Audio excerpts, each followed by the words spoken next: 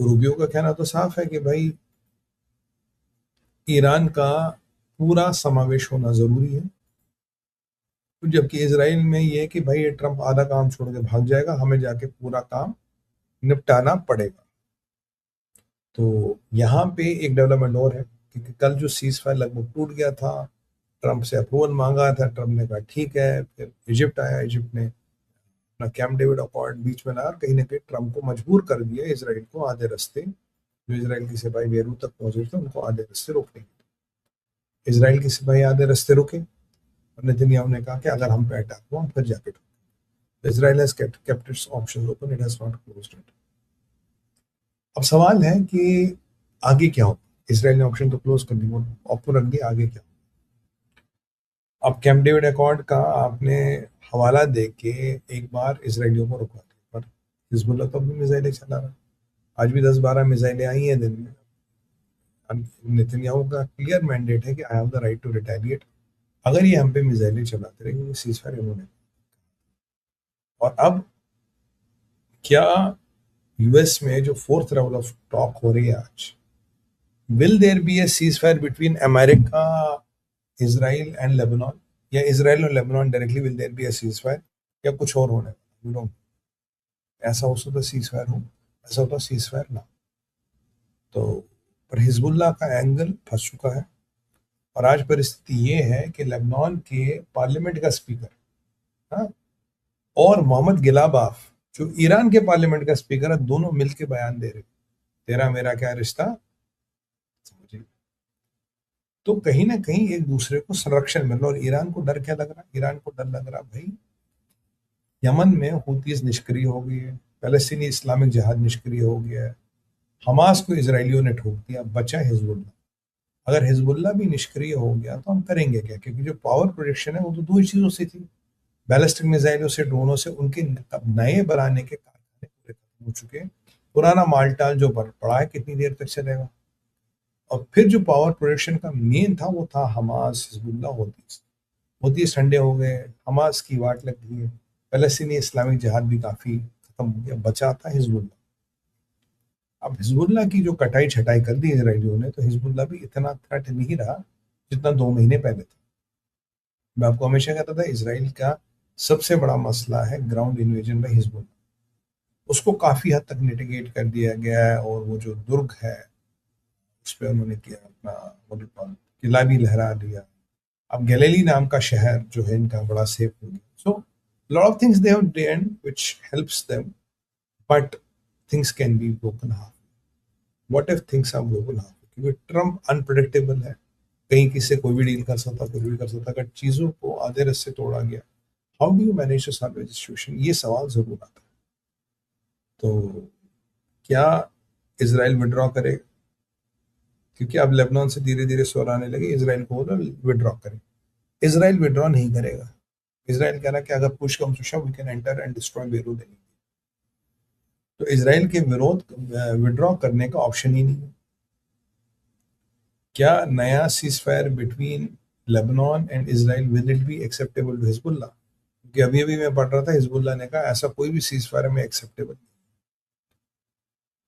तो चलो भैया, कुछ लोगों की और डीटीएच की टिकट कटेगी और क्या होगा, हमें एक्सेप्टेबल नहीं है। और बड़ी अच्छी बात है जो मार्को रूबियो ने भी कही है, लिंडसे ग्राहम ने भी कही, काफी बुद्धिजीवी कह रहे सब तो ठीक है, यूरेनियम पे आपने बात कर ली, ठीक, पैसे पे आपने बात कर ली, ये भी ठीक, पर ये जो ईरान का डेली पावर प्रोजेक्शन किससे होता था? डेली पावर प्रोजेक्शन होता है इन जहादियों के माध्यम से। मैं बैलिस्टिक मिसाइल में तो 6 महीने साल भर में एक बार चला ली, और जो डेली गंदगी मचाने का काम है वो हिजबुल्लाह वाले करते हैं, हमास, इस्लामिक जिहाद, ये लोग करते हैं। तो भाई इसको लेके कमिटमेंट कहाँ है अमेरिका? क्या ईरान ने कभी कहा है कि मैं इनको रोक दूंगा, मैं इनको खत्म कर दूंगा? हाँ, हमें अभी दिख रहा है कि होती खत्म हो गए, हमें दिख रहा है कि हमास खत्म है, हमें दिख रहा है हिजबुल्लाह काफी कमजोर हो गया, पैसे नहीं आ रहे, हथियार नहीं आ रहा। तो देखो, ईरान दो चीजें रहता, पैसे भी और हथियार भी। फिलहाल तो दोनों ही नहीं आ रहे, ईरान को अपने हथियार नहीं मिल रहे, तो तुम्हें क्या देगा? वैसे इंटरसेप्टर्स की एक अलग कहानी है जो आप जानते हैं, which is all together a different discussion altogether, but let's not get into it. We know what the interceptor games on board. तो यहाँ क्या आउटकम आएगा इसराइल और लेबनान के बीच पीस टॉक्स का, और वो हिजबुल्लाह कितना मानेगा, क्योंकि जितना मैंने भी देखा हिजबुल्लाह मानने को तैयार नहीं है। तो कल परसों से फिर धड़ाम धड़ाम शुरू होना। और लेबनान की परिस्थिति है कि दिन में मैं संतरे बेचता हूँ, रात को हिजबुल्लाह बन जाता हूँ। दिन में मैं स्कूल टीचर हूँ, रात को हिजबुल्लाह हूँ। दिन में मैं दुकानदार हूँ, रात को हिजबुल्लाह। इसलिए हिजबुल्लाह को खत्म करना, उसकी जड़ों को काटना बहुत जरूरी है। हिजबुल्लाह की अल्टरनेट लीडरशिप जो भी बन सकता है उसको एलिमिनेट करना बहुत जरूरी है। और हिजबुल्लाह को हमास की तरह ऐसा बना दो कि जो हेड बनेगा 24 घंटे में जाएगा, यानी कोई हेड बनने को तैयारी ना बोला भाई साहब हम डिप्टी ठीक है, हमें हेड नहीं बनना, जो हमास की परिस्थिति अभी है।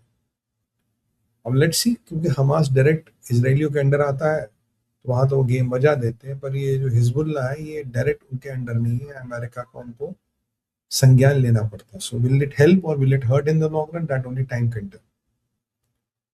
और जब हम ये सारी चीजें कर रहे हैं और सारी दुनिया में जो उथल पुथल है उसको डिकोड कर रहे हैं, तो जेलेंस्की रो रहा था कि Russia is going to do one of the biggest attacks. Russia ने बड़ा अटैक किया, 63 बैलिस्टिक मिसाइल, कुछ ड्रोन्स वोन्स, तबीयत से वाट लगाई कीव और यूक्रेन की।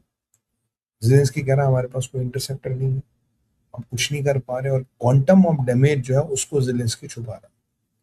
कितना हुआ नहीं हुआ नोबडी नोस, अगर 63 मिसाइलों ने हिट किया और करीब 40-50 ड्रोनों ने हिट किया तो quantum of damage will be very high, because there is practically no missile shield to stop that.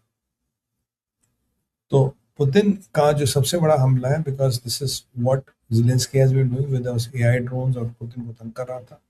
Putin had vowed retaliation, but मुझे लगता है अभी ओर्शनिक और स्कंदर का यूज नहीं किया गया, ना ही पोसेइडन जो उनका टॉर्पीडोस का यूज किया गया। With the conventional weapons they have kind of whacked Ukraine. अब यूक्रेन वाला कह रहा था कि सो मेरी मैंने कुछ ड्रोन टेक्नोलॉजी बनाई, मुझे यूरोप को भेजनी, मुझे अमेरिका को भेजनी। तो जेलेंस्की भाई पहले अपनी बचा लो, पिछवाड़े में आग लगी है, पहले उसको बुझा लो, फिर अमेरिका और यूरोप को ड्रोन टेक्नोलॉजी बेचना। तो यहाँ यूरोप भी डिवाइडेड हाउस हो रहा है, यूरोप की प्रायोरिटीज अलग अलग है। ये भी संभावना है कि यूरोप में से कुछ कंट्रियां और निकल जाए, कुछ और अलग हो जाए, बिकॉज कंबाइंड यूरोप का कोई सिस्टम नहीं है।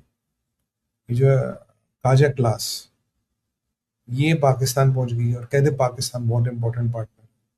व्यापार दो पैसे का नहीं, लेना एक ना देना दो। पूरे आपके यूरोप में जो अटैक होते हैं उनकी जहादी पाकिस्तान से जाते हैं, उनकी ट्रेनिंग पाकिस्तान में होती है। और ये फॉरेन ईयू की फॉरेन पॉलिसी की हेड क्यों कह रही है कि Pakistan is strategic to us, ये तो भगवान ही जाने। हाँ, for causing ruckus and death and destruction in Europe, yes, then they are very relevant to you. Russia का स्ट्राइक जिलेंस्की को वीक कर रहा है, जिलेंस्की की हालत खराब हो रही है, जिलेंस्की बंकरों में छुप रहा है। अब यूक्रेन के पास रिटेलिएशन करने के लिए कुछ नहीं है, अमेरिकन इंटेलिजेंस नहीं आ रहा है, अमेरिकन सामान नहीं आ रहा, और नेटो के लोग पैसा खर्चना नहीं चाहते। खर्चों की भी तो अमेरिका में लाइन लगी है, पहले अमेरिका को अपना असला नहीं मिल रहा। क्योंकि आज मार्को रूबियो ने बड़ी एक अच्छी चीज बोली थी कि America does not have unlimited war resources. इसका मतलब क्या होगा? America does not have unlimited war resources का मतलब है हमारे पास अनगिनत बेशुमार हथियार नहीं है। अगेन मैं आपको कह रहा था, America might have conventional weapons, ठीक है, might have nuclear weapons, but conventional में कहीं ना कहीं जाके उनकी सिट्टी पिट्टी गुम हो जाती है बिहाइंड अ पॉइंट। न्यूक्लियर तो भाई यूज करने का ऑप्शन ही नहीं होता, वो तो बस डेटरेंस का वेपन है। It is not to be used, and it should never be used, but it's just a weapon of deterrence.